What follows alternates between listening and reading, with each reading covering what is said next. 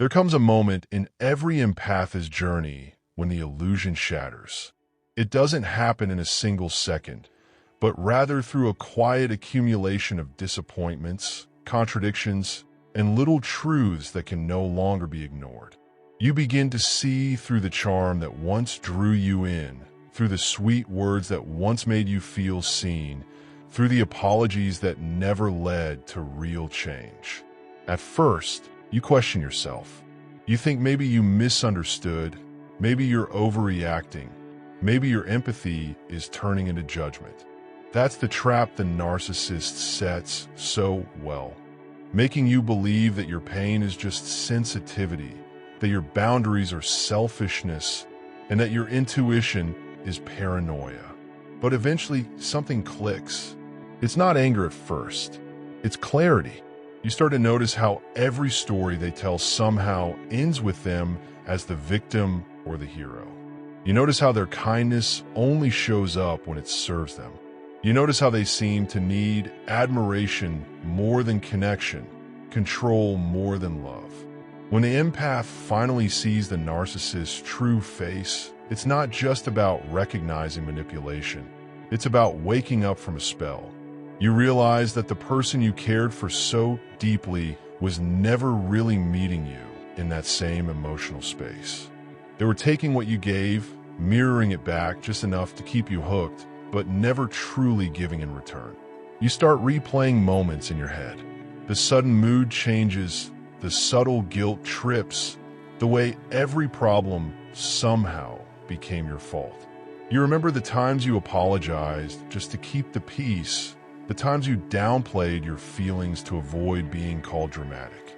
And you see it now, how they trained you to carry the emotional weight of the relationship while they basked in your light. It hurts deeply, not just because of what they did, but because of what you lost in yourself while loving them. You lost your voice, your confidence, your sense of peace. You stopped recognizing your own reflection because you were too busy reflecting theirs. But that pain, the one that comes after clarity, is also the beginning of freedom. The narcissist's true face isn't always angry or cruel. Sometimes it's cold indifference. Sometimes it's the smirk that says they're unaffected while you're in pieces. But the more you detach, the more you see that what looked like power was really insecurity dressed up in arrogance. Their need to control was never strength, it was fear. Their inability to love wasn't mystery, it was emptiness. As the fog lifts, you no longer crave their validation.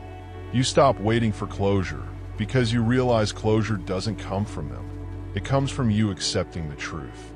You learn that peace isn't something they can give or take. It's something you reclaim once you stop explaining, stop defending, and start healing.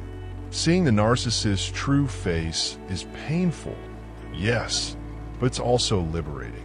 Because now you know what to protect, what to guard, and what to never again settle for. You learn that your empathy is not a curse, it's a gift. You just need to give it to those who can hold it with care, not those who see it as fuel. And as you walk away, something shifts inside you. You no longer see them as powerful. You see them as small. You no longer see yourself as broken. You see yourself as wiser. Because when the empath finally sees the narcissist's true face, it's not the end of the story. It's the beginning of finally living in truth, your truth.